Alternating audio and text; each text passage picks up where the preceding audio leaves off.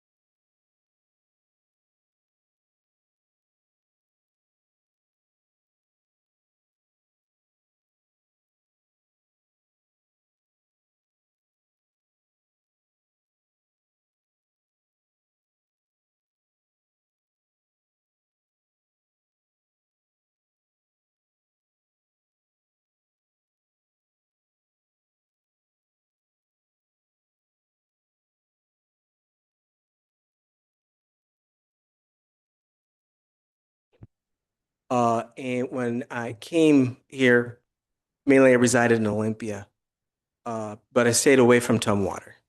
Tumwater was not a, there was no welcoming.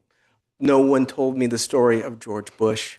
No one told me that he had been a pioneer here. and that he had helped other pioneers, no matter what their circumstances were, he gave to them. And during a period of kind of like today, of retrenchment, he had had that property, and they allowed him a special dispensation to keep that property, whereas other African Americans were not allowed to do so, but it was because of how much he gave. And so he had community around him, and that's really important. And we're going through a similar thing now. And so Tumwater is doing something that's magnificent. Tumwater is saying no. Tumwater is saying we appreciate every person who has contributed to this place. It's a wonderful, wonderful place.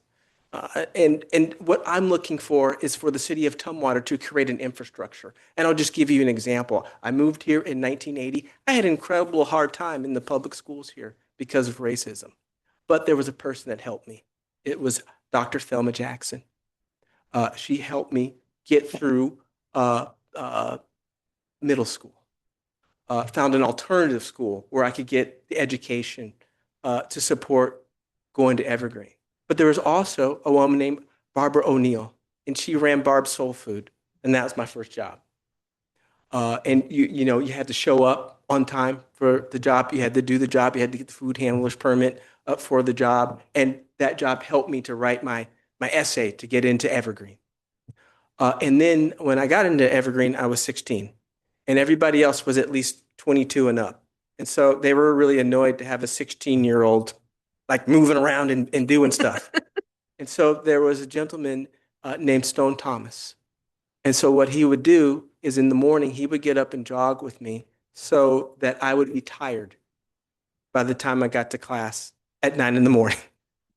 And so those three African-American people were my structure.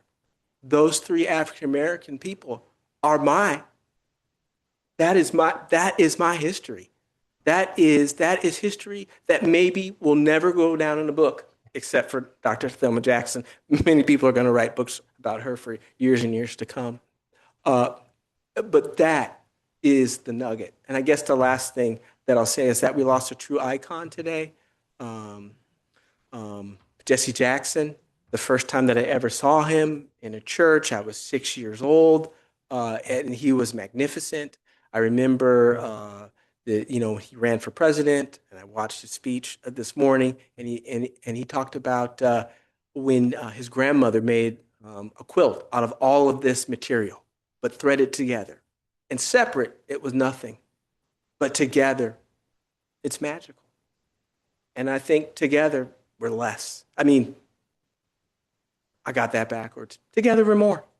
And so today, by your proclamation, you are making that thread that is going to support someone like a Larry Jefferson to go, you know what? I will move to Tumwater. I will put my family there because they are making a place for all of us. And so I think it's a miraculous thing that you're doing. And it's actually, with the climate that we have, it's a scary thing that you're doing. But I need you to do it. I need you to have my back. I need you to love my family. And so with that, that's just what I wanted to say. And really, it's a pleasure to be here. It's a pleasure to be here as the president of the NAACP. And we're going to do powerful things together. All right. Thank you very much. Thank you, Larry. Reverend Reeves. Let it be said on this 17th day of February that it's much more dangerous to give a microphone to the president of the NAACP than it is to a Black Baptist preacher. And so tonight we make history in so many ways. Certainly, we know that Black Baptist preachers can be long-winded at times. I just want to offer you 3 minutes, if you would indulge me. Certainly, good evening to you, Madam Mayor, and to this wonderful and esteemed council, and certainly to the citizens of Tumwater. I am Reverend David L. Reeves, and I'm truly grateful and humbled to stand on behalf of the New Life Baptist Church, the Forward Church here in Thurston County, specifically in the city of Lacey, to accept this Black History Month proclamation. Tonight, I'd like to begin with a headline that's near and dear to me. Decades ago, there in Mount Olive, North Carolina, a local newspaper printed these words, quote, "Negro child dies after being hit by a stray bullet," end quote. Beneath that headline was the name John Lewis Robinson. He was 14 years old. He was walking home from school with his sister. He was almost home when a stray bullet struck him. Doctors removed that bullet from his head. Police searched for the rifle and conducted ballistics tests, hoping to find answers, but my uncle never recovered. He died that night at the hospital. John Lewis Robinson was my uncle. The article listed officers who investigated it, mentioned that he was one of 18 children, soon to be 19, 12 boys and seven girls my grandmother and grandfather had. It noted where his father worked, but it did not capture who he truly was. A son, a brother, a student with dreams, a young citizen whose life was just beginning. My grandmother grieved for years. She kept school books still stained with blood, not out of bitterness, not out of revenge, but because love does not know how to throw away what it has lost. Those books sat in her home as a quiet testimony. This student mattered, this life mattered. This is not ancient history. This is within my family's lifetime. Black History Month is not just about famous names or distant struggles. It is about stories like his. It is about acknowledging that safety and dignity and opportunity have not always been evenly shared, even on something as simple as a student walking home from school. Tumwater and Lacey are sister communities. We share borders, we share schools, we share families. We experience the same rain that falls on both cities. The sun rises over both, and the same future belongs to all of our students and citizens. But history reminds us that access to safety, to opportunity, to belonging, to all of these things have not always been evenly distributed. My great Uncle Sam, as a little boy, was denied a drink of water because of the color of his skin, just water. And because of that moment, he carried a small folding mechanical cup for nearly 7 decades in his pocket. And every time he reached for it, it was a quiet reminder, you're not fully welcome here. 2 boys, one denied water, one denied a future, and yet here we are. Today, I stand before you not in bitterness, but in responsibility. I serve as a pastor in a thriving community. My oldest daughter, Sarah Nicole, has been accepted in more than 15 colleges, some offering full academic scholarships, not because she's Black, but because she's brilliant. My son, David, earned the highest GPA in his class last semester, not because he is Black, but because he is disciplined and intelligent. And my youngest daughter is an honor roll student and a state-level student athlete who finished second best in the state of Washington in gymnastics, not because she's Black, but because she's gifted and blessed. This is the arc of progress, and Black History Month is about telling the truth, the whole truth. It's about remembering that students like my Uncle John. It's about honoring the grief of a grandmother who held on to blood-stained books.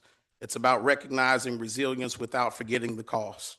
To the members of this council, proclamations absolutely matter. They declare what a city values, but what matters most is what follows that proclamation. Policies that expand opportunity, schools that nurture excellence, and neighborhoods where every student and every citizen can walk safely and live with dignity. There are students sitting in classrooms right now in Tumwater who are brilliant, capable, and deserving of every open door. And certainly talent is universal, but opportunity has not always been. Our shared responsibility is to close that gap. And when we build a city where no grandmother has to keep bloodstained books as her only memorial, when no student has to carry a cup to prove they belong, and when every young citizen can walk safely and pursue their dreams freely, then we honor not only Black history, but the very best of our shared American history. Thank you for this proclamation, and may it not simply mark only a month, but renew a commitment here in Tumwater to build a community where every student, every family, and every citizen can drink deeply from the well of opportunity, safety, and hope. Thank you, Madam Mayor, and may the bright rays of favor, friendship, and peace be present and prevalent within our beloved community. God bless this council. God bless the citizens of Tumwater, and God bless our region as an emerging voice for justice, opportunity, and shared prosperity for every citizen. God's peace be with each of you, and thank you once again.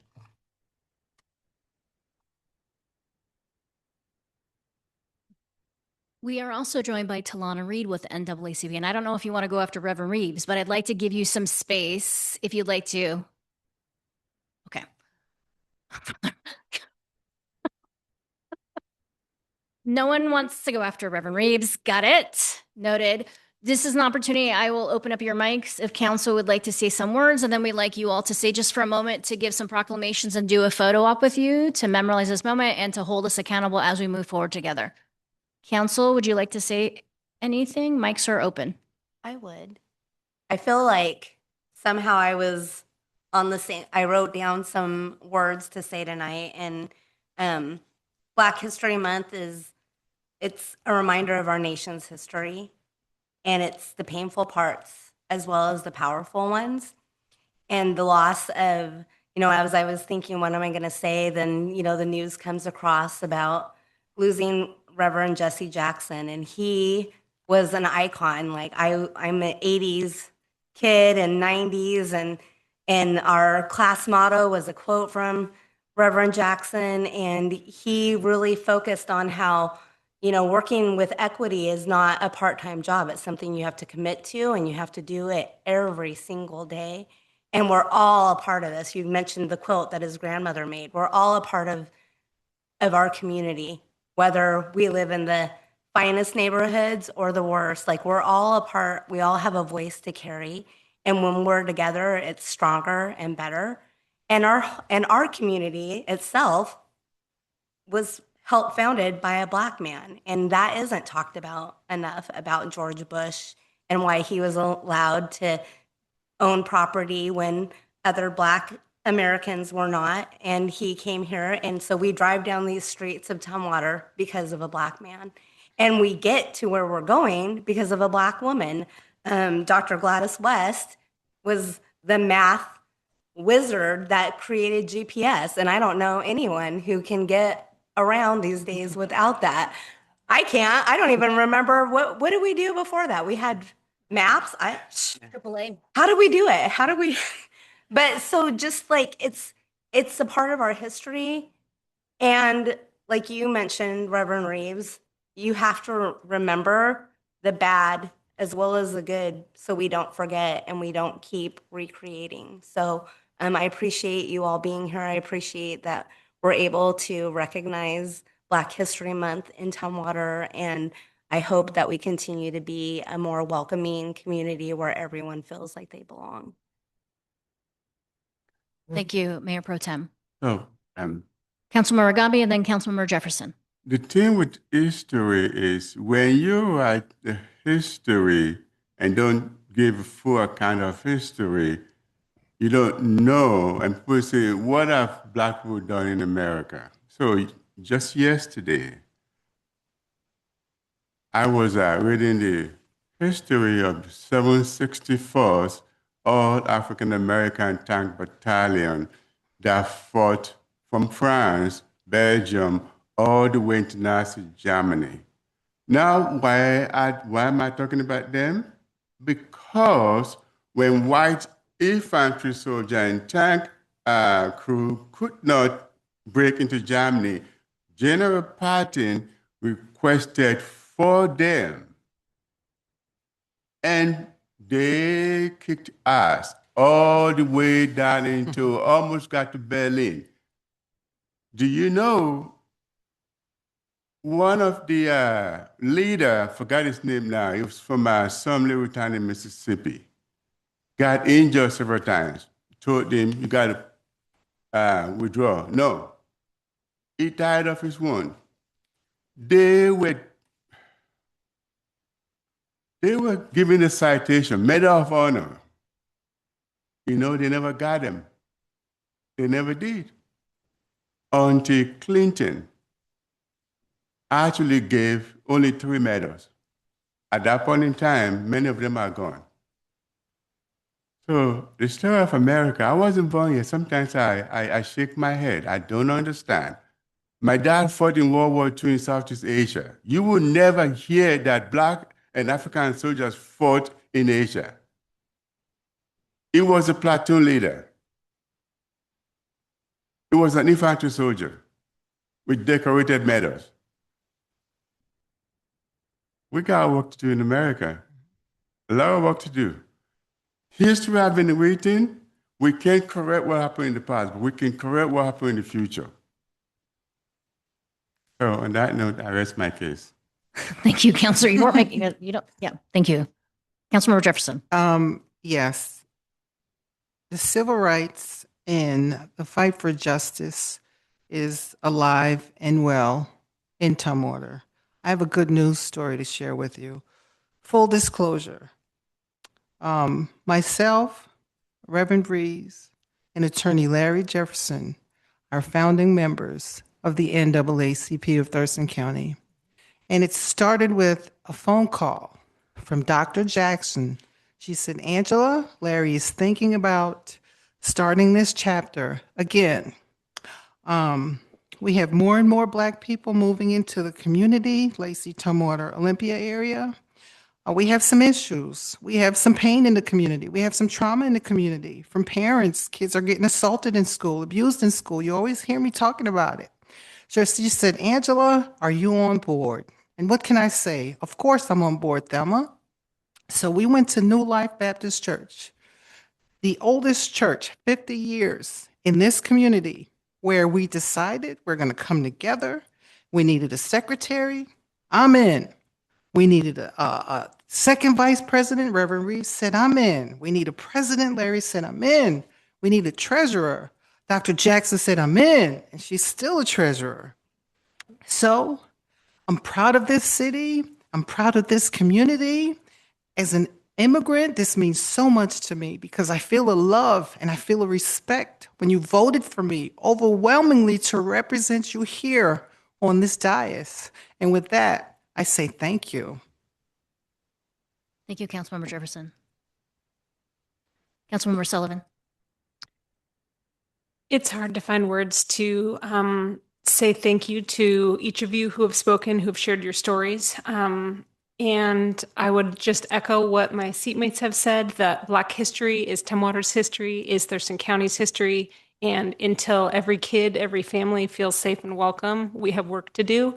I was moved by Reverend's words about this being a renewal of our commitment to tell the truth and to keep working side by side, arm in arm with our neighbors to advance that future. And I'm here to do that work with all of you and grateful to be a part of this tonight. Thank you, Councilmember Sullivan. Councilmember Swarthout. It's hard to follow. I really appreciate what Mayor Pro Tem said as well. But Mr. Jefferson, when you were talking about feeling safe and bringing your family here, that's just something that really resonates, and it just makes me feel grateful. But we do have so much more work to do, especially in this time. This is just such a scary time, and that all families need to feel safe. But just people of color, just it makes me nervous, and my heart goes out to people now in this time. And so, but I really appreciate you saying that you feel safe and that you feel good that you came to our city. But thank you. We do need to do so much more work, but thank you for sharing that especially. So we do have our Equity Commission coming forward, and we're working on that. So we're making progress. So thank you so much. Thank you, Councilmember Swarthout. Councilmember Kathy, I apologize for not seeing your virtual hand, but I see it now. Thank you, Mayor. No, I'm just listening to what everyone is saying. Proud of my colleagues. And Reverend Reeves, I wanted to say that I have attended many Black churches and services over my years, and in different parts of the country. And I could have listened to you for hours. And the thing that I wanted to say at the end, and that you would have heard any place that you had preached, would have been amen. And I feel like that's what this council is trying to say to you. What you said and what you've called us to, and who you are, but who you represent in our community and all down through the years, is just one amen after another. And I appreciate your blessings on us. We need them.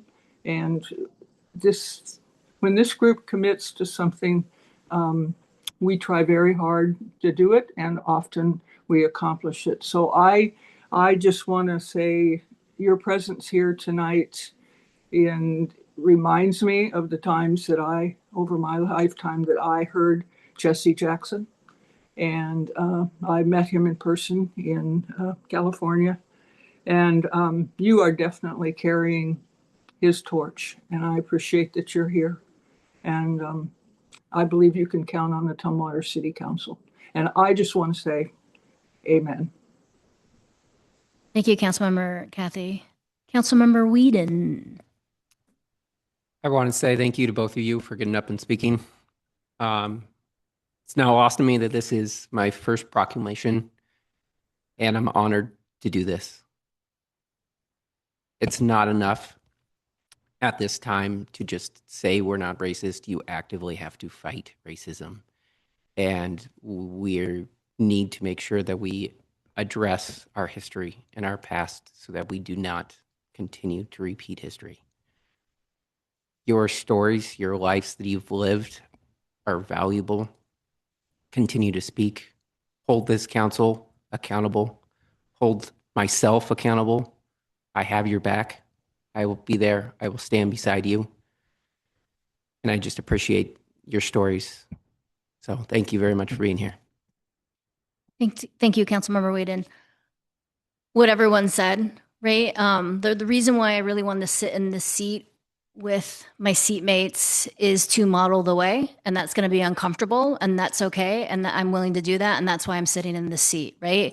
We define what our community looks like, and it's the diversity of everyone, right? And that our work here and me implementing what council passes is that everyone has the opportunity to thrive and be the best versions of themselves, and they get to decide that. And that's why we're here. It still gives me goosebumps. It's terrifying and thrilling at the same time, the amount of responsibility that we have dealing with today and shaping tomorrow. So thank you all for being here. And can we get a photo op with you? Thank you. Talana, yes, you're going to be in the photo. Yes. So everyone just come up front.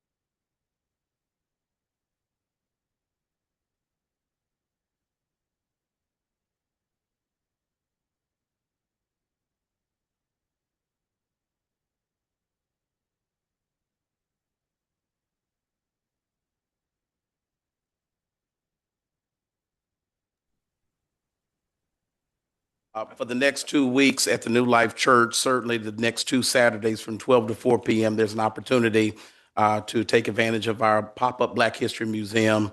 Students from the North Thurston Public Schools, as well as Faith Lutheran and other schools, have, of course, taken it upon themselves to come and be a part of field trip exercises. And so I got a chance to entertain my son's class today with several of his friends. And so we're grateful to each of you. Little known fact, the Reverend Jesse Jackson Sr. and Carter G. Woodson, as well as Reverend Reeves, are members of the same collegiate fraternity, Omega Psi Phi Fraternity Incorporated. And so rest in peace to Dr. Jackson, and thank you once again to this council. And Reverend Reeves, if you could just make sure to tell Dr. Jackson that we allowed space for that announcement, right? Just let her know I that want to take credit for that because just Talana reminded us we made space. Thank you. Thank you, everyone.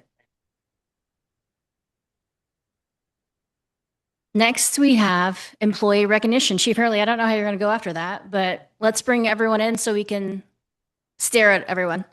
Tile, Dan, Patrick, Steve. In here. Yep. The floor is yours, Chief. Thank you. Just letting everybody get in here tonight. Thank you, Mayor and council members.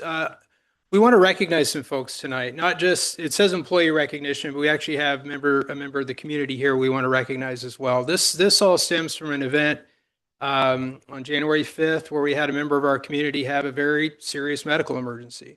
And it just so happened that we had city staff on site who took immediate action, and I'll let others speak to that here in a minute. We also have a special guest tonight, which we'll introduce as well. But I wanted to just put the names out right now. Dan Smith, Tyle Zukowski, Patrick Soderberg, Steve Craig, our city employees, and also community member Patty Riley, who's with us here tonight. I just want to speak briefly to the fact that, you know, it's when somebody has a cardiac arrest, it's a series of things that lead to survival. It's called the chain of survival. And all the pieces fell into place with this event, fortunately. And those events that need to happen is somebody needs to call 911. You need to recognize it. Early and good CPR, if possible, early defibrillation, definitive paramedic care. And as it turns out, it was actually Medic 8, our new medic unit, that responded to this call. Then, of course, definitive care at the hospital, rehabilitation, and such. So all of those elements fell into place for this event, and we want to recognize these employees and community member tonight. And I'm going to turn it over to our medical services officer, AC Bates, and he's going to give a few more details, and then we've got a brief presentation.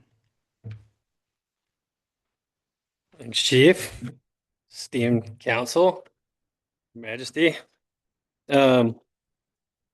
Sorry, this isn't my normal venue. Thank you, AC driver. That's amazing. He is my driver. Yeah, so just a little quick bit. So I'm the medical services officer over there. We do a lot of public outreach, CPR training.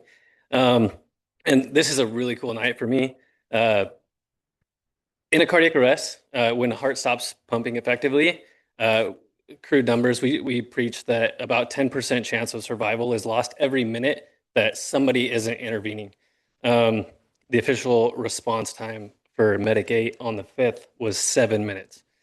Somebody in cardiac arrest, to begin with, if all conditions are perfect, has about a 25% chance of survival to begin with. I'm no mathematician, but like 25% minus 70%, no chance, right? So truly, I mean, getting a CPR card and being trained says a lot about who somebody is.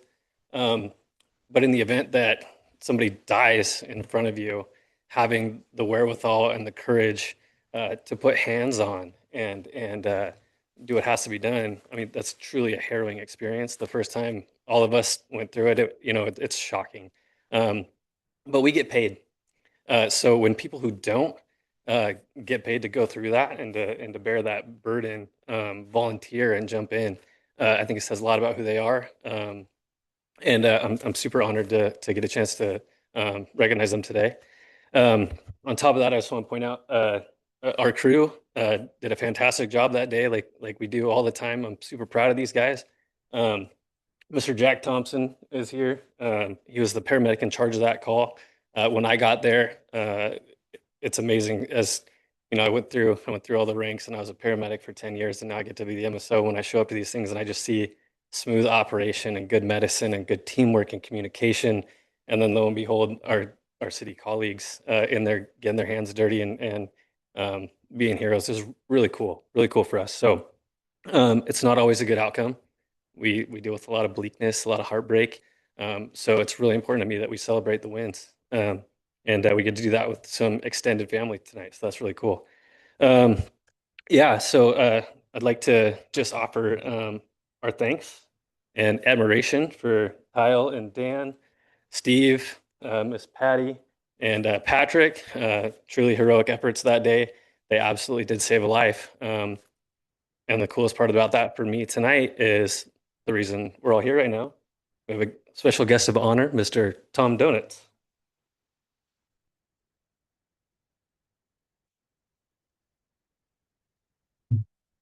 And I think, Tom, you have some words prepared, is that right? You have some words prepared? Did you want to say something? I know some of you, Kelly and Lita, we met before, and I'm Tom Donuts. Normally, I'm here to complain about something else, but not tonight.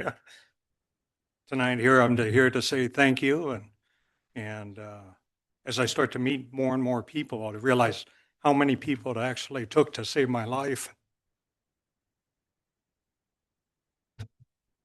And I'm just really grateful. And you should all be proud of all these guys. It's funny though, because Patty always goes to me, she goes, you want to go back and see where you fell? And I'm like, no. But anyway, you guys are doing a great job. These guys all deserve everything you can give them and all the support. And anyway, thank you. Thank you, all of you. Thank you, Tom. I guess I have one question for Mr. Donuts. No more complaining? Is that like no more, like we're good, right? Okay, okay. But no, you're always welcome to come and share your concerns about the East Street extension, and they're valid. Yes, Tom, I remember. Cool. All right, so yeah, nothing else. We just got a couple of certificates, lifesaver, cardiac arrest pins from Medic One and our medical program director for everybody that was involved in the call. And yeah, again, just super special night for me. Super proud of our city, our departments working together. Fun fact, a couple of these guys learned CPR across the street at the fire department with some of our guys. And that's an ongoing mission always. So if y'all don't have a card, hit me up. We'll get you on the books. But yeah, without further ado, if you guys want to come up and get your certificates, and we also have the chief has some fire department challenge coins, and yeah, we'll get a little photo op. Mr. Steve Craig. And Steve, if you could just line up here, because we're going to do a photo op. So let's just make it uncomfortable for you. Steve, just stand by yourself right here. Yes, you had to go first, Steve. Dan. Dan. Patrick Soderberry.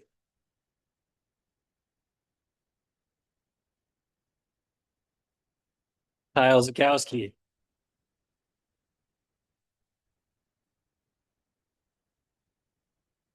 And Miss Patty Riley.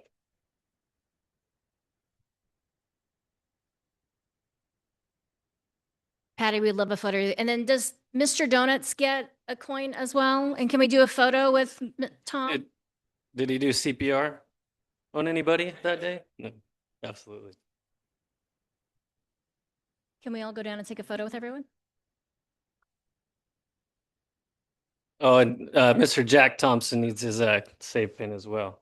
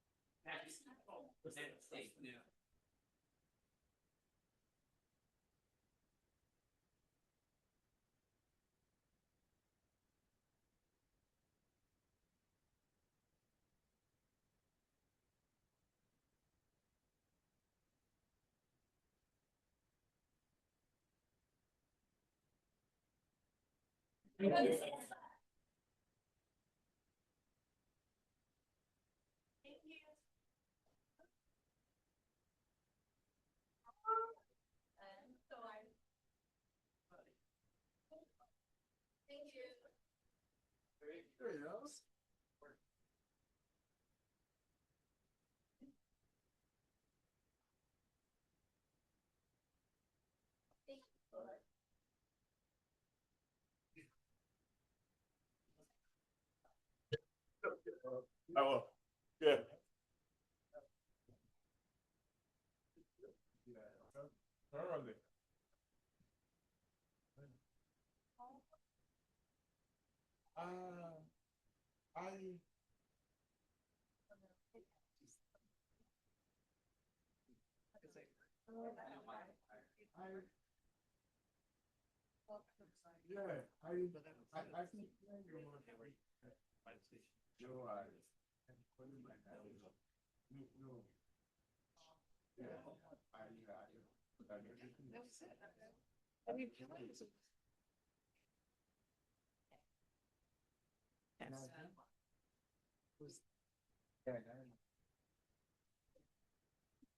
If this is a moment where you'd like to leave casually, this is the moment to.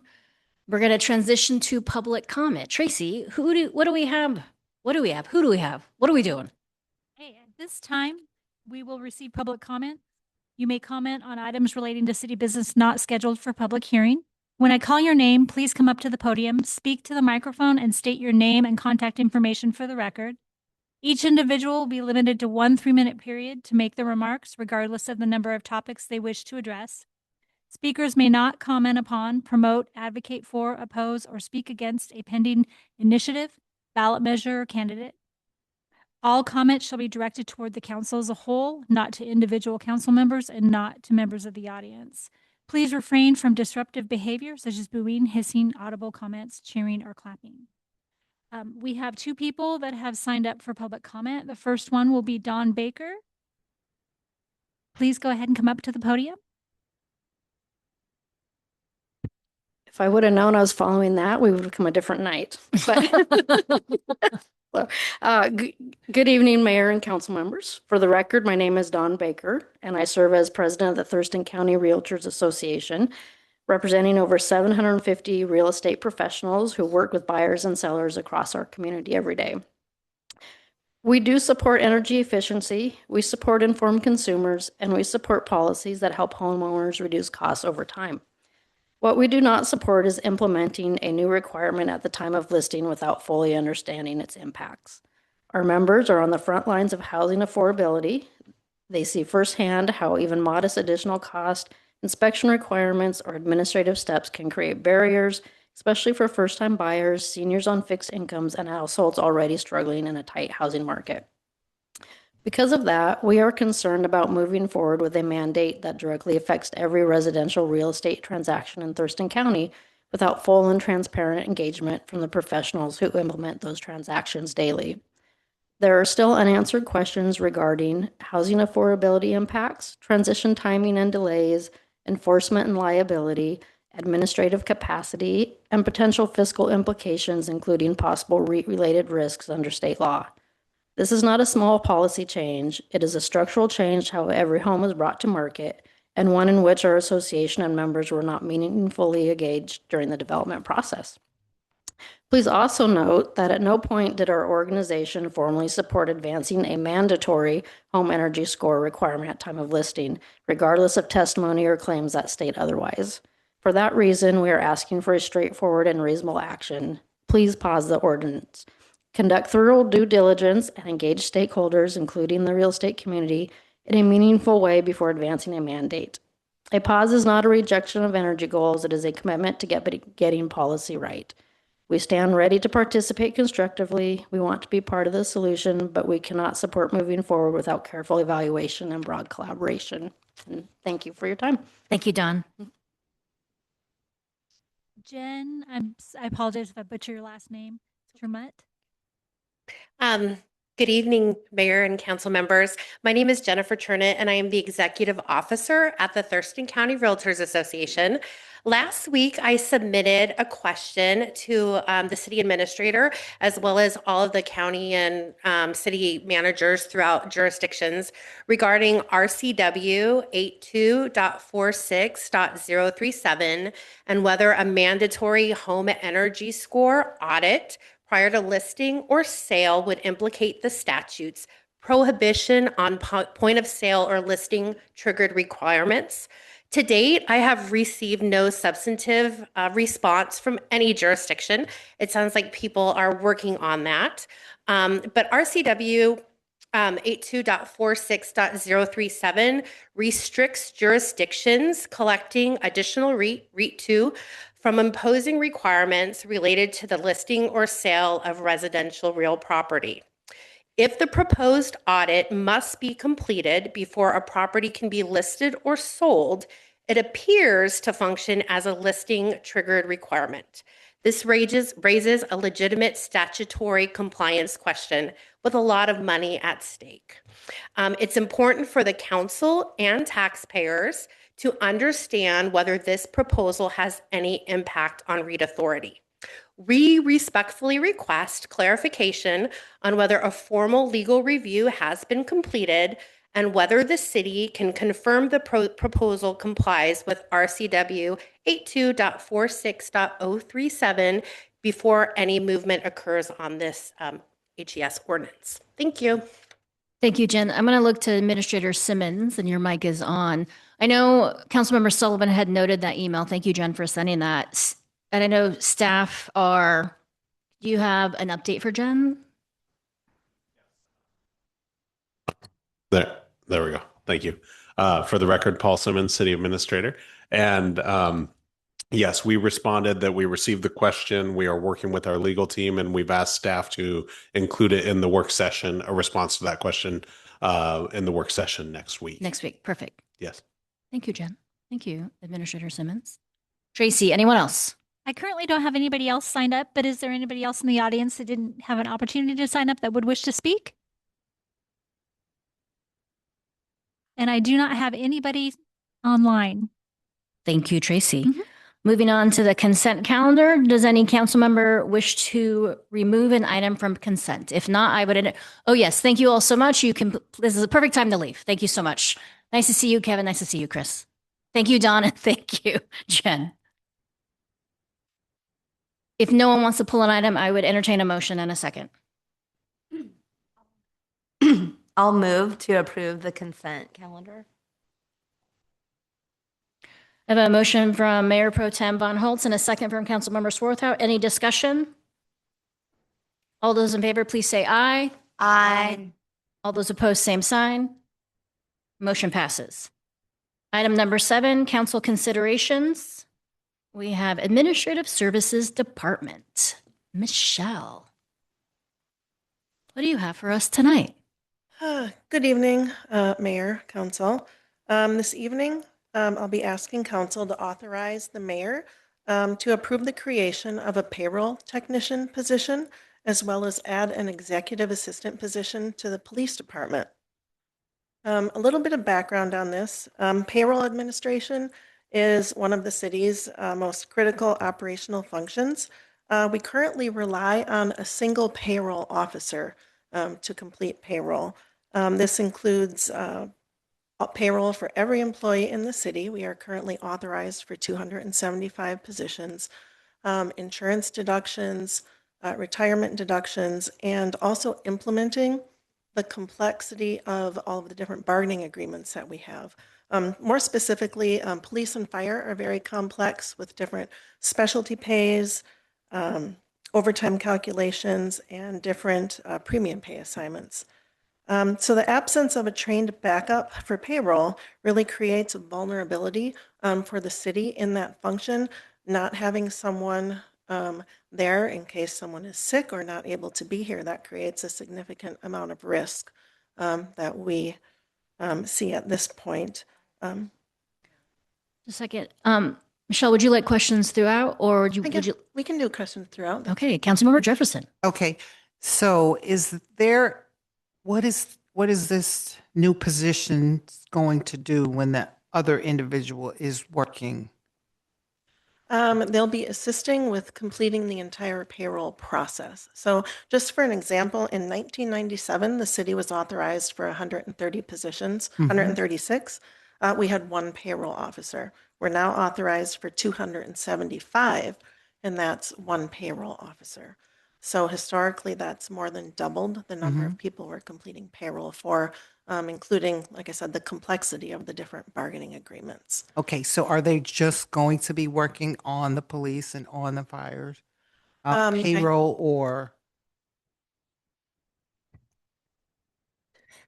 I'll jump in on that one. So the hope is that this position will have a special emphasis on public safety. It's not all they will do. They'll also learn the whole system. In addition to the full-time employees, we also have a lot of part-timers that also come on as well, that come on and off the payroll throughout the year. Having the duplicity, payroll is wildly complex. It's a multi-step process that starts with the employee and the departments.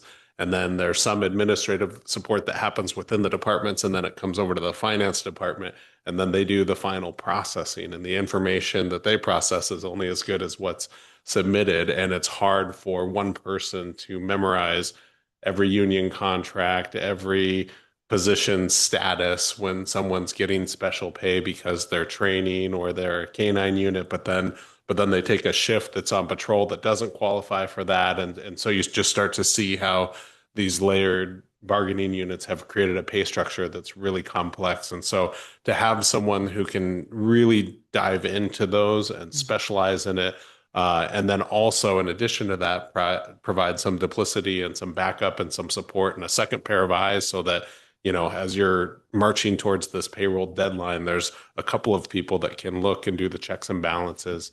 We really need to, my take in the month on this job is that we're drastically under-resourced in this area. And we also have some process challenges and process improvement that needs to happen as well. And so this is my hope. My hope is that this is a first step in improving our payroll system to really reduce the errors, because when an employee gets overpaid, and that goes uncorrected for a period of time, that money builds, and then the employee has to pay that money back to the city, and it gets deducted from future paychecks, which is not anything any situation that wants to be in.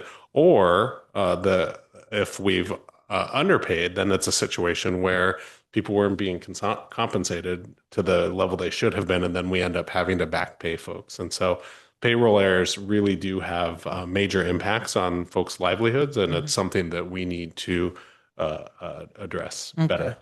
Thank you. Sounds like payroll is really stressful. Okay. It is extremely stressful here at this. So it's like, okay, I love that you all want to ask questions. I have one finger to unmute. So thank you, Councilmember Jefferson. We have Mayor Pro Tem Von Holtz and then Councilmember Agabi.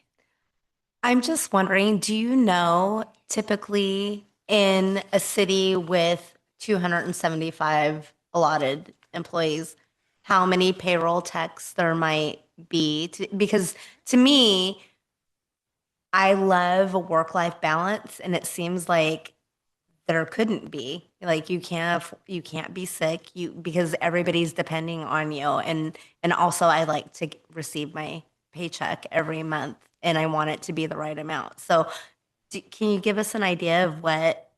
I can, yes. So looking at cities of comparable size, generally you have one payroll officer or payroll specialist with either one or two assisting with that function. So we are, as Administrator Simmons said, under-resourced in that area.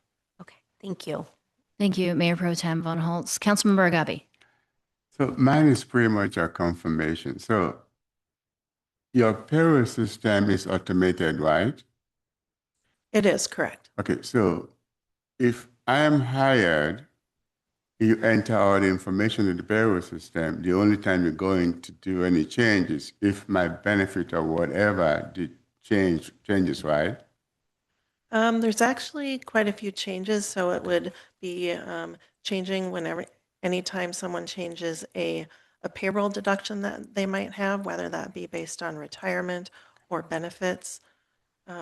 There's quite a few employee changes. When you look at that every month, you've got people who are moving to the next pay step, or there's new specialty pays to put on or take off. So very complex. Okay, given all the complexity, do you at any point in time do an forensic audit? I don't believe we've had a forensic audit at this time. I know that we do have process improvement auditors that we'd like to come in at this point. Turn this over to Troy, our finance director. Thanks. We've done a couple of internal audits on payroll in 2025, and we've had the state auditor's office do a very deep dive in payroll this year too. Thank you. Thank you, Councilmember Agabe. Okay, if there aren't any more questions on payroll, I'll move on to the request for the police department.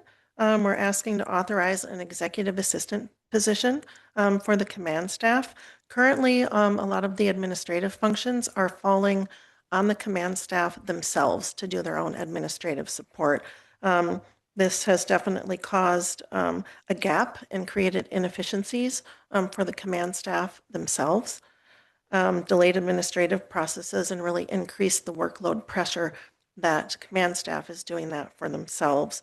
So a dedicated executive assistant would allow command staff to focus on strategic leadership, operational readiness, and community safety priorities by providing the necessary support to that command staff.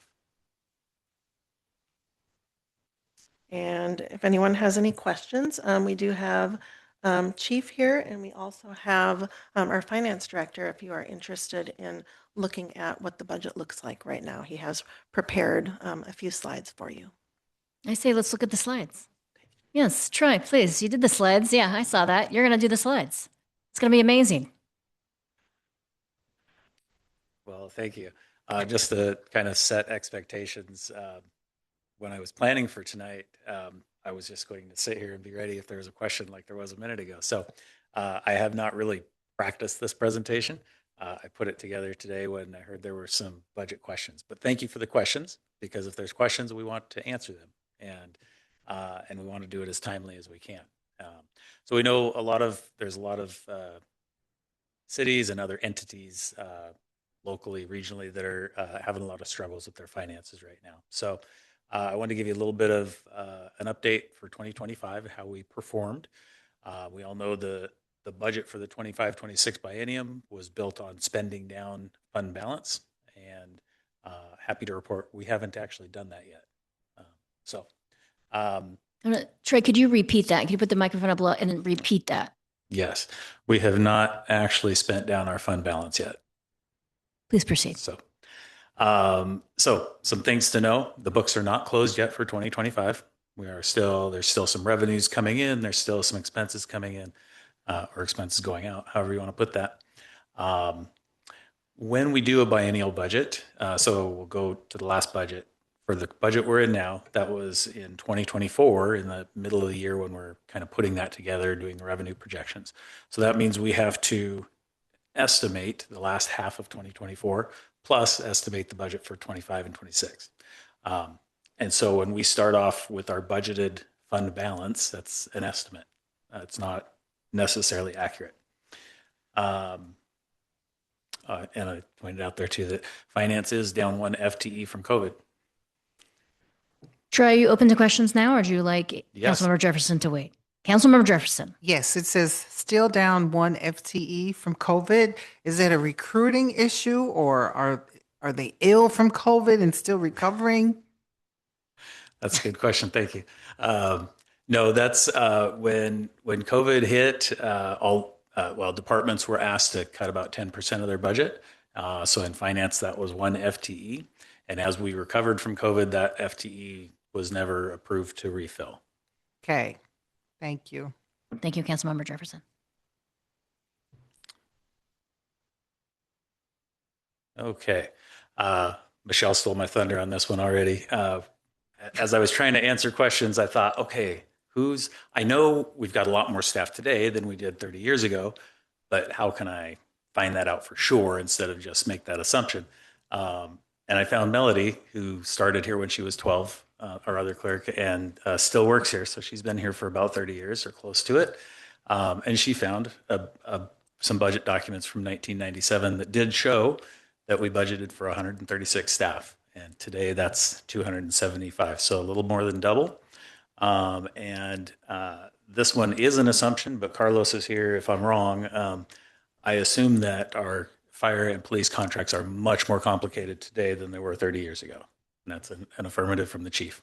For those online, are both of our chiefs in the back are nodding their heads yes in agreement. All right. This is probably a little too small. The vision test. Thank you, Troy. Yes, vision test. Cover one eye, please. But we've got general fund revenues on the left, expenditures on the right. I really put this up here to get to that bottom number, which is also on this slide in the red box. So on the left column that says budget, that shows what our beginning fund balance was, estimated revenues, expenditures, and ending fund balance. And we can see that that drops. Actual performance for 2025, our beginning fund balance ended up $2 million more than we had estimated. So that's a great start to the biennium. Revenues are down a little bit, but expenditures are down significantly below budget. And so in that red box, the point I'm trying to make here is we had 46.6 million in revenue and 46.5 million in expenditures. So we are not spending down fund balance. We're breaking even. And that means our fund balance will hold. And actually, in this scenario, it's going up by $100,000. 1 second. Councilmember Agabi. Right. The difference, is that what the negative number is? If I'm looking at that correctly, the difference between the actual and the budget? Yeah, so the difference, you've got the beginning fund balance, which is a positive number. The revenues are lower than budgeted, but by about 3.1 million there. But expenditures are 5.7 below budget. So in layman terms, that means that's how much we're down right now. No. We're actually, for the year, if we look at the bottom, considering the change in the fund balance, in the beginning fund balance, we're actually about in the bottom right corner, about 4.6 million better than projected at this point. Okay, gotcha. And I will just add also, and I think it's on this next slide too. Yes. So this is some of the places we're down a little bit in the revenue. So I wanted to address that 3.1 million. Sales tax is down about 714,000 on budget to actual basis. Actual sales tax is up about 2.5% from last year, from 2024. But we had budgeted a bigger increase, which didn't materialize. Utility tax is behind, but I think that's one of those that is going to come in and even out. Property tax won't move much. Medic One shows way behind right here, but we've still got the December accrual to do, which is about $400,000. Excuse me. So that'll help that. For the rest of Medic One, we just, when we estimated the cost of that, we did not realize that Medic One would not pay for five paramedics to go to the fire academy for 6 months. So that's why that estimate's off. So with these other revenues I'm expecting to come in, I think that $3.1 million shortfall in revenue is going to go down to about 1.5 million, which will put us in an even better position. Does that make sense to everyone? Eileen's making a face. I mean, Councilmember Swarthout, do you have a follow-up question? Okay, so roll it back. What you just said, we have a deficit. You just said we have a 3.1. Oh, okay. On the revenues. Yeah, so on the where it says plus revenues and you go across past the red box, so that's on a budget to actual basis. So our budgeted revenue was 49.7 million. Actual revenue to date is 46.6. So we're not good at guessing. So we're not what? Not good at guessing this year. Councilmember Swarthout. Okay, all right. So There were some things that came in better than expected, some things that came in worse than expected. okay, but it leaves us at what now? Then look at the expenditures. So the revenue is below budget, but expenditures are 5.7 million below budget. So if we go back, the note, Troy, to use a different graphic. Yes. For next time, please. Yes, this was a little rushed. Yeah, because So we are in. So if we go down to the bottom right, we're about $4.6 million better than we thought we would be right now. Okay. Because we had planned on spending a lot more money, and we're not spending as much as we had planned. Councilmember Gabi, Councilmember Swarthout, is that clearer knowing that Troy will use a different graphic next time? bunch of figures like this, my brain tends to do some north, south, east, and west. And the way the bracket differentiate between the actual budget and the difference, in my mind, you're down that much. That's the way I'm looking at it. So Noted. Thank you, both Councilmember Swarthout, Councilmember Gabi. Troy will make different accommodations with penguins in it next time. Thank you so much. thank you. And then Councilmember Whedon, did you want to, Angela's pointing, Councilmember Whedon. Troy, I just want to say thank you. You held my hand through this process. I do understand your graph, so thank you very much. As owning a small business, I understand the payroll side of it and the liabilities that we're also could be facing if we're not doing that correctly. My biggest concerns were these numbers here, and it seems like, yes, we underestimated what our revenues were, but we also underestimated what our expenditures are.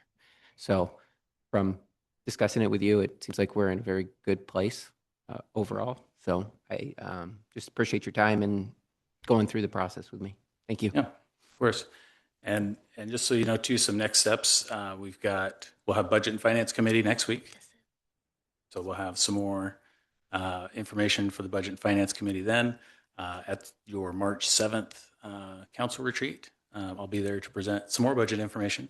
And then is it the March 24th meeting? We're going to have a revenue forecast at a work session. Troy, Councilmember Swarthout has an additional question. Yes. And I did not mean to come across being disrespectful. So I am very much in support of hiring people because I realize we absolutely need these two staff people, and it's very important to the operations of our city. And I fully support that. My only concern is moving forward that it's sustainable. And so that we look at the budget moving forward, the worst thing we can do is hire people and then find out that they're not sustainable. And I would hate to lose people for that reason. And you know that. And so we've been very conservative, and I know you appreciate that. So you're conservative too. So that's my only concern, is that we will look at the budget moving forward. And so, Yeah. thank you. Yep. Thank you, Councilmember. We're looking at the budget now, and we will continue to look at it. Yes. It'll be a budget year. And there you go. The penguin! You know what? Makes it all worthwhile. Thank you, Troy. Thank you, Michelle and Troy. And the one thing why I'm asking council for your support on this is these two positions are in alignment with long-range planning and governance processes, and to keep those on track, right?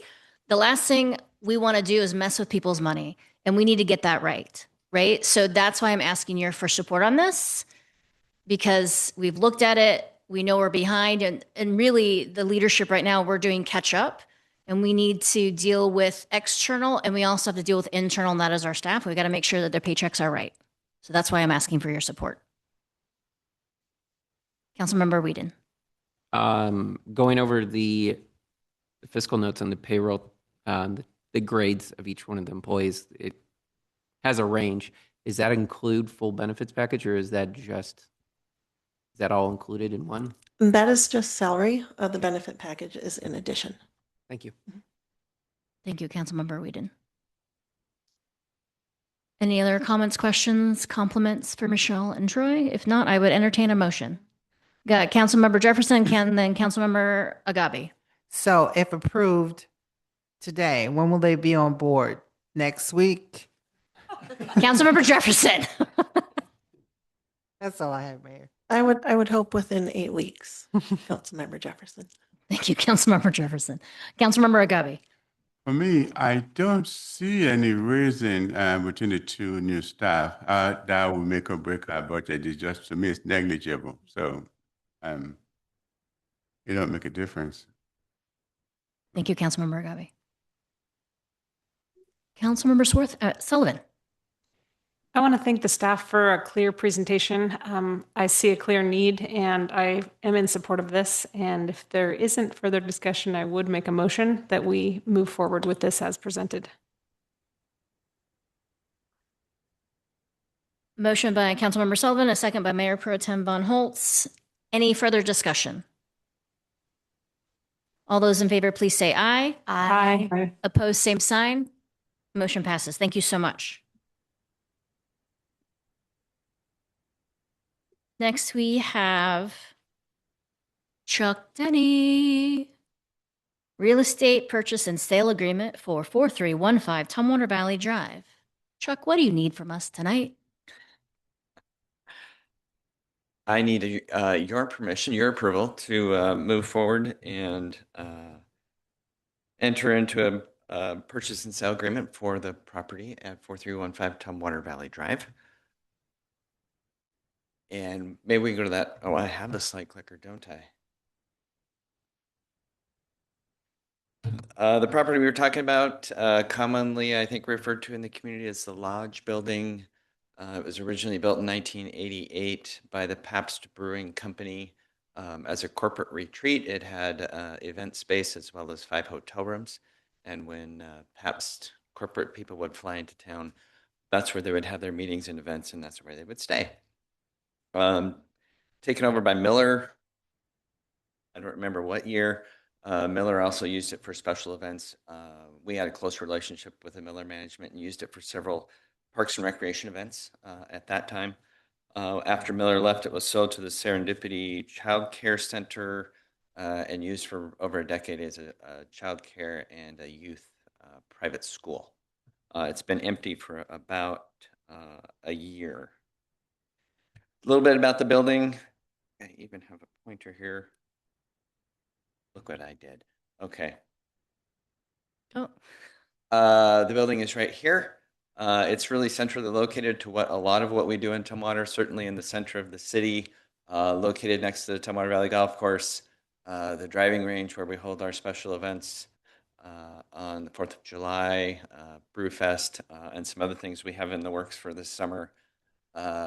Close proximity to the brewery parking lots that we purchased last year, and also right in front of the future Deschutes Valley Trail that will run right down here through the golf course.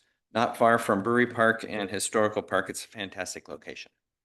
The building's just over 6,000 square feet inside, which gives us ample room for office space, some future staff positions that we've been looking at for several years, and the ability to continue to do programs, classes, and some small events that we've been doing in our lease space now.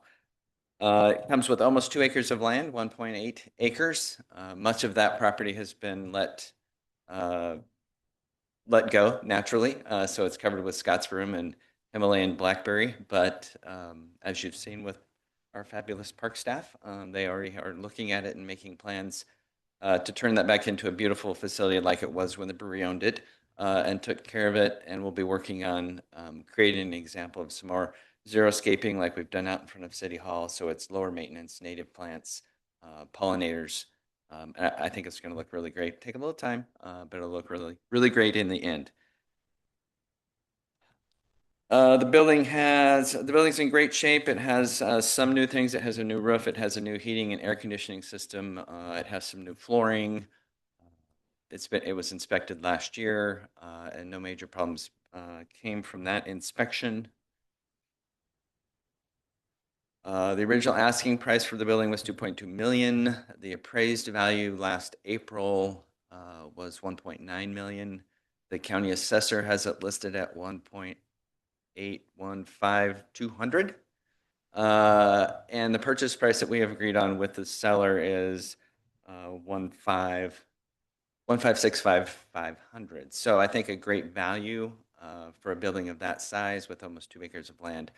Exactly where we want it in the city.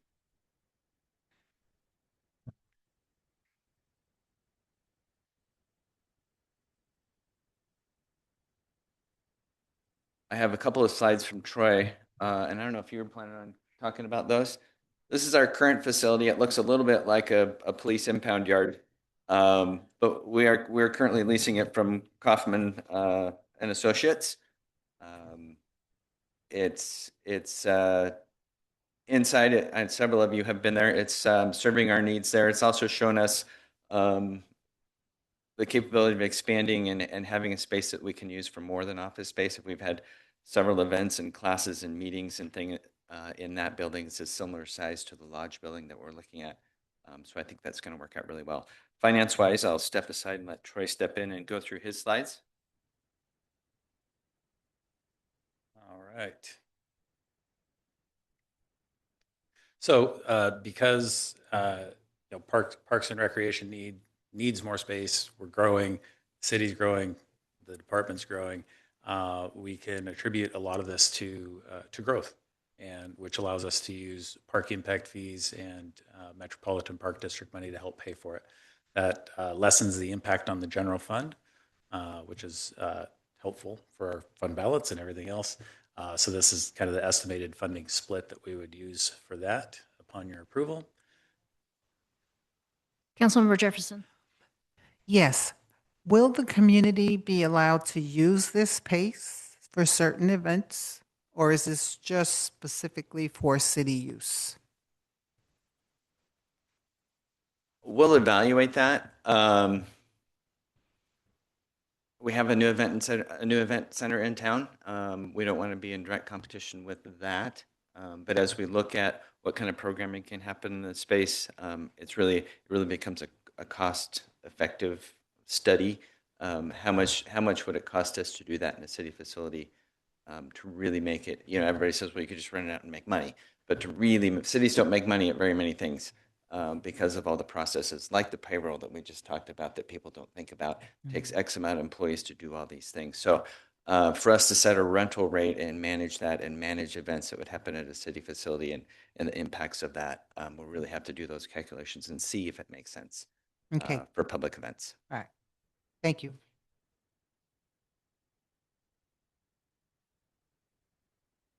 I guess that was my only slide. So in essence, we say the word finance or financing, but in essence, we'd be paying cash for the building and paying it from these different funding sources. So Any questions from council? If not, I would entertain a motion. Councilmember Swarthout, raised your hand. Councilmember Swarthout. So it's the Metropolitan Park District. It's the funds that we've been collecting so far as like for our community, center. Is that what, right? Park impact fees are ones that we collect when people build things, right? Correct. Okay. Yes. And then Metropolitan Park District is what we've been collecting to build like our community center. Okay. Yeah. All right. So that just takes a little bit out of that. So, okay. Yeah. We're looking at funding the center, so this won't affect our ability to, as far as the community center goes? Pretty negligible impact. Yeah, the Metropolitan Park District money we use, we will use for a community center. We also use it for park maintenance, purchasing new park, land, a variety of different things. Okay, so right, got it. Thank you. Great question. Thank you, Councilmember Swarthout. Any other questions? Councilmember Sullivan? I move that we move forward with purchase as proposed. Second. Get a motion from Councilmember Sullivan, a second from Councilmember Kathy. Any discussion? All those in favor, please say aye. Aye. All those opposed, same sign. Motion passes. Thank you. Thank you. Councilmember Jefferson. Yes, Mr. Denny. If you will take some before and after pictures, this way, when you come back, you can brief us on, okay, this is what the kitchen looks like, this is what the bushes look like, and this is what it looks like now. I certainly will. Okay. Yeah, absolutely.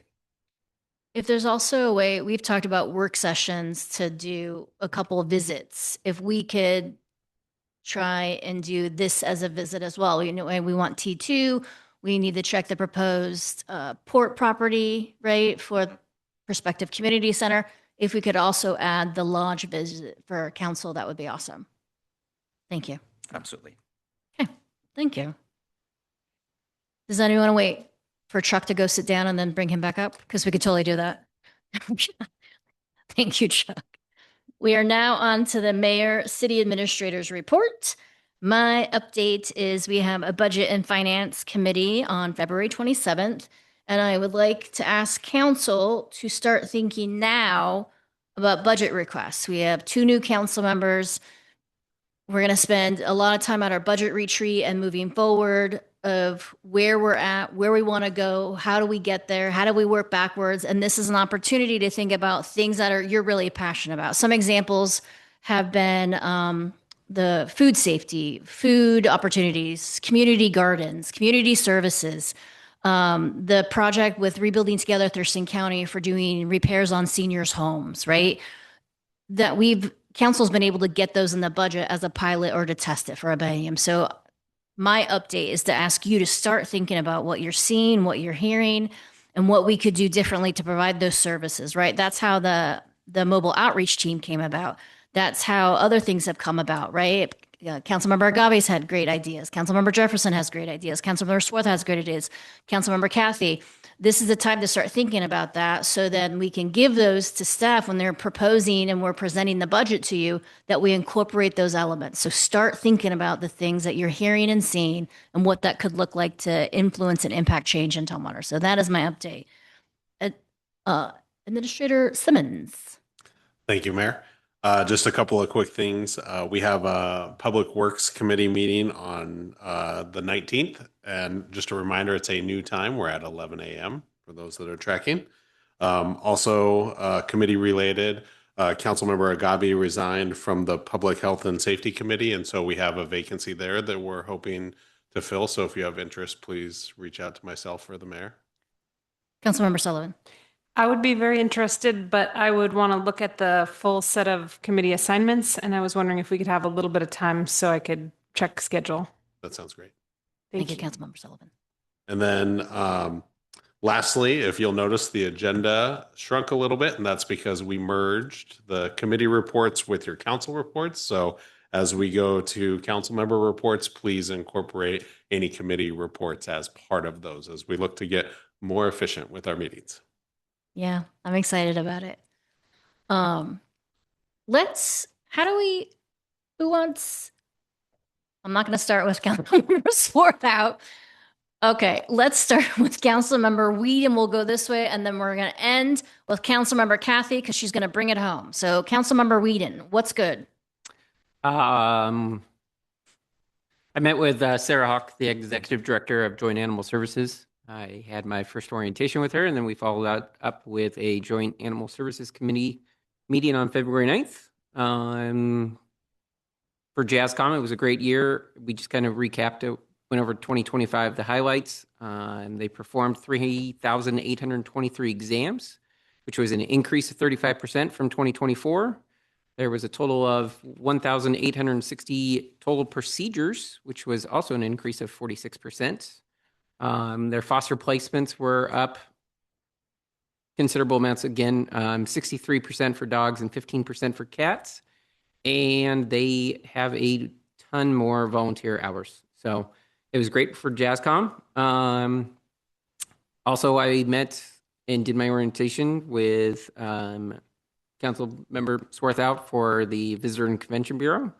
One of us might have been a little bit late to that one, and it was not Councilmember Swarthout. That was definitely me. So technical difficulties on that one. And then I attended the first meeting today at 3:30. So I have not had full time to write up a full report about it, but I'm excited to be part of that committee. Thank you, Councilmember. You don't have to write a full report. You're golden. We leave that for Councilmember Jefferson. What's good? I am such a writer. I just love writing. Well, for the Public Works Committee, we have a packed agenda. February 19th, service provider agreement with Gray and Osborne for Well 15, aeration and design project, final acceptance of work with A&D Enterprises, final acceptance of work with Miles Resources for the Israel Road pedestrian and bike project, and fiber optic cabling agreement with Washington State Department of Transportation Amendment number 17. And I'm excited about our 11 a.m. time. I had a hard time making our 8 o'clock meeting because I just don't do 8 o'clocks no more. You're retired. There's no judgment. I used to wake up at There's no judgment. 5 o'clock every day, so I like this time. Just judging you internally. Next is my committee report, and I like this format. Thank you, City Administrator. I attended one meeting, which was with TCOM, and a positive is Wendy, we reviewed her annual performance, and all of her 2025 goals were achieved. She exceeded the standards. So due to her exceptional performance, the board recommended a 4% raise and 5 additional vacation days. We also spoke about the facility, our facility that we're staying in. We either need to buy it or move somewhere else. So more to talk about that. We discussed call center growth and call volume analysis and public records request management. Like us, they're just getting increases in those requests. And I attended 13 February Boys and Girls Club Awards Ceremony. Leadership Award, which was just, it was a great way for me to spend my Friday night. Why?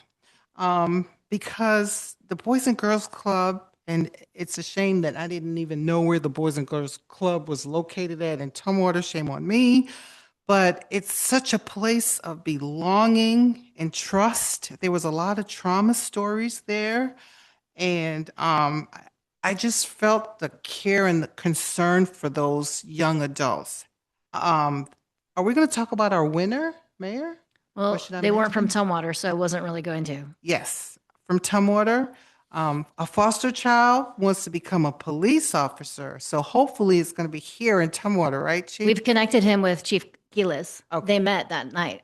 Good, good. So that's it. So, Chief, so what, I know that we don't have a discovery program for youth. So just if you can get with me online, how are you going to mentor her? Is she going to go to Lacey? You know, is she going to hang out here in Tumwater? Because it would be great if we could just keep her here. That's all I have, Mayor. Thank you, Councilmember Jefferson. Councilmember Agabi, what's good?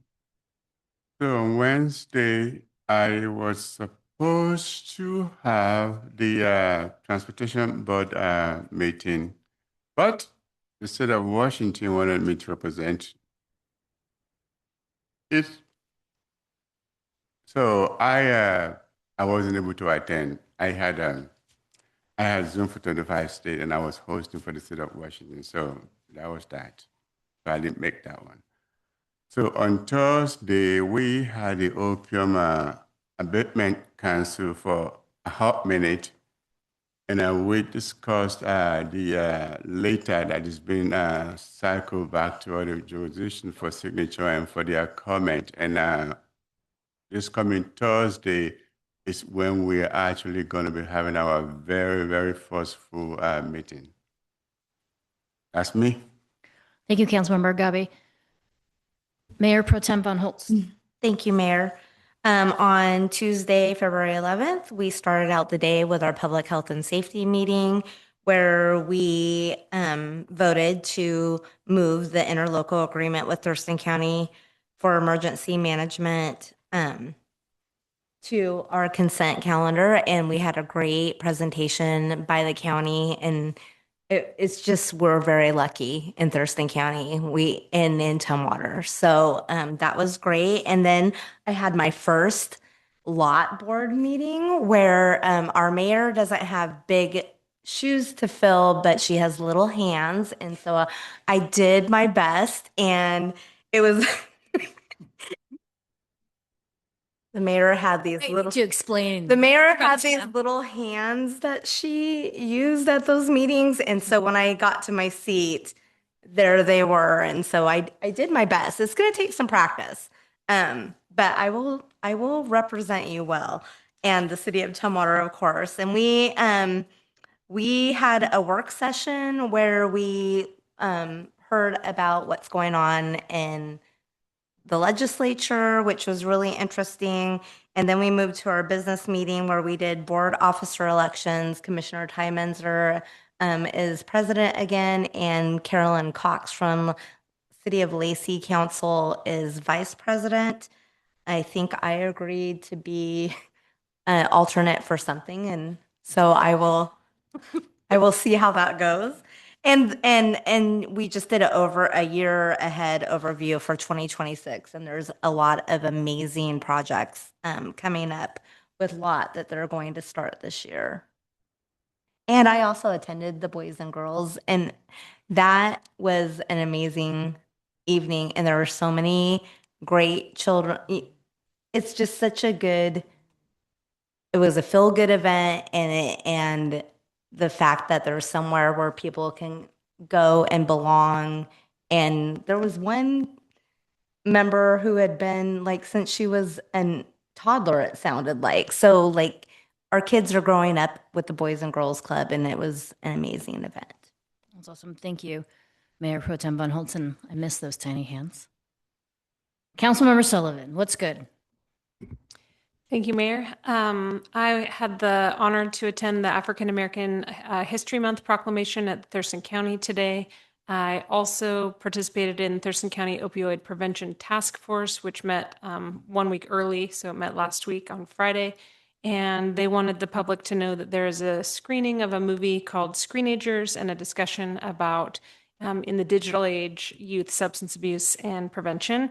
And that's at Bush Middle School on February 27th at 6:45. And there's more info on the Thurston County Public Health and Social Services website for anybody interested.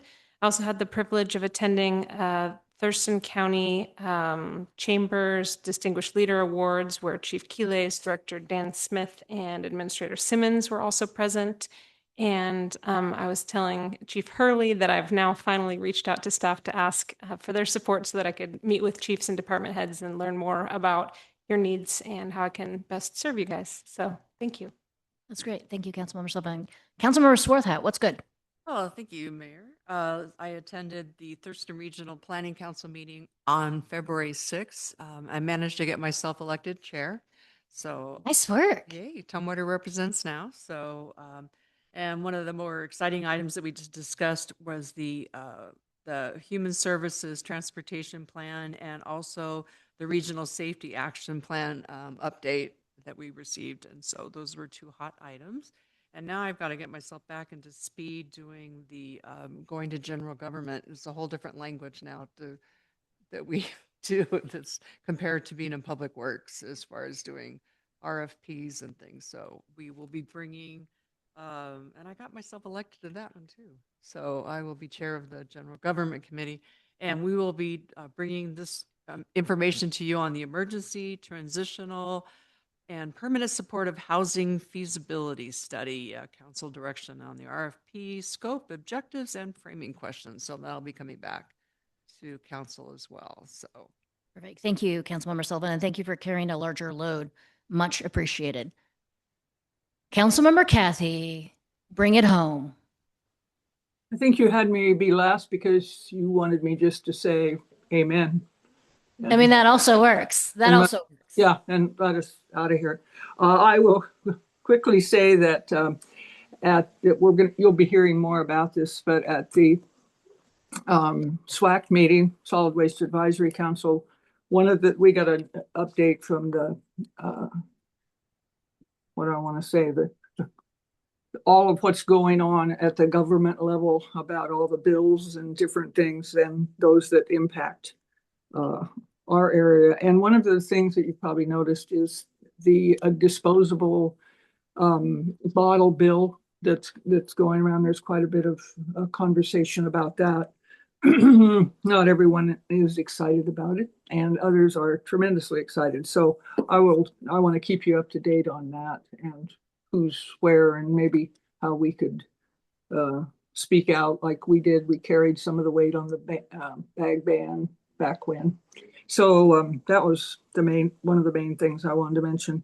And then at ORCA, the Olympia Clean Air Agency, we had a lecture or a discussion video with, I forgot to write down, or I probably wrote it down. I didn't get here with those notes.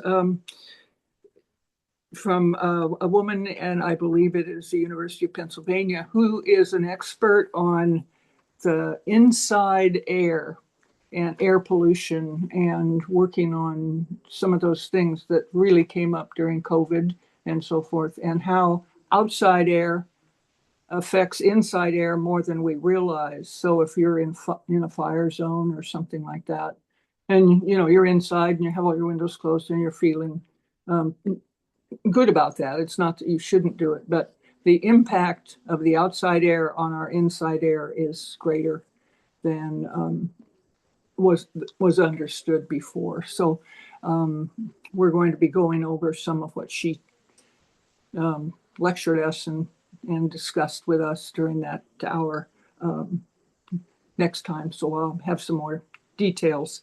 The other thing I wanted to ask is who do I talk to now in our new way of doing business here in Tumwater, which I like very much, to have the director of the Olympic Clean Air Agency come and talk to council. I don't believe anybody from there has come for actually many years, and just to know what we're doing environmentally and what's happening in Thurston County, because this covers 5 counties, so it's a big environmental impact that we have. Councilmember Kathy, that's a great suggestion, and you just made it, and Administrator Simmons just wrote it down, so he'll make it happen with you. Oh, okay. Done. Well, Mayor Simmons. That's all you got to do. Have more than that to talk about, so that's a great thing. We'll connect on it. And then the other thing was that I wanted to tell these people who, like Angela, who is concerned about 8 o'clock meetings. I'm surprised that you got that response so quickly. I've been talking about 8 o'clock meetings for years because I don't do them well or excitedly after many years of too much getting up, early. And nothing seemed to happen. I want to compliment you on the power of your something or other that you got that changed much more quickly on your committee, and also to announce that we are also going to change at the thanks to Eileen's leadership. And I guess I should be calling you by your professional positions, but the council is, the general government is going to also go to a later time than 8 a.m. So the business will go on, Mayor, under this new way we're doing things, and it'll be a lot better with people who need to have a little bit more time in the morning to get ready. Understood, Councilmember Kathy. And now that, we don't have Councilmember Althauser anymore, or myself, that's why you were able to change the time, Councilmember Kathy. I was not assigning any blame. I was just saying I'll take it. That's the way we did business. So thank you. Thank you, Councilmember Kathy. Any other business? Not looking at any of you, so there is none. Meeting adjourned.